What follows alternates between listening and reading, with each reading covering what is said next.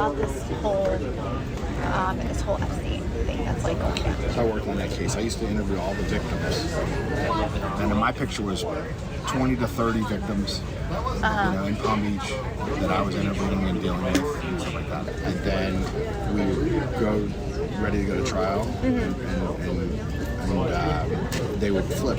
Epstein would just pay them off, and they were just like these little kids. They pay off their family. They're all broke kids and poor families and all that. So you pay them off like anywhere from $150,000 to $500,000, nothing in that guy's world.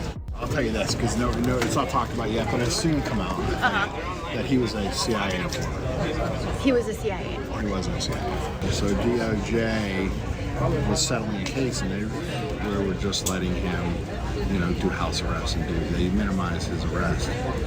Part of that is because all the victims kept on flipping, and they didn't have anyone to go to trial with. The more importantly part is they didn't want to go after him. He's a asset for the United States and Israel for the CIA. I just know that's what he was, and that's why he was protected so long for this. And people turned a blind eye about all this garbage that he was doing in the United States. He had a lot of secrets. More about Israeli stuff than anything else. I mean, he was doing stuff for Israel and the United States. He was, he's working for both. But they claim that, that Trump's, involved in the rapes and all that stuff, and he wasn't. I mean, I've seen the agendas, I've seen the itineraries, and I've interviewed all the victims. There's never been an instance where Trump was on a plane with these kids and a rape occurred. But that can't be said for Clinton, and it can't be said for others.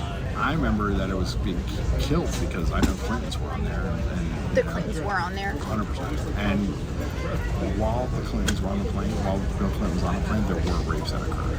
And that's what I'm saying. Trump, although as many flights as there were and all that kind of stuff, and on the island and all that stuff, he was never there during a single alleged rape.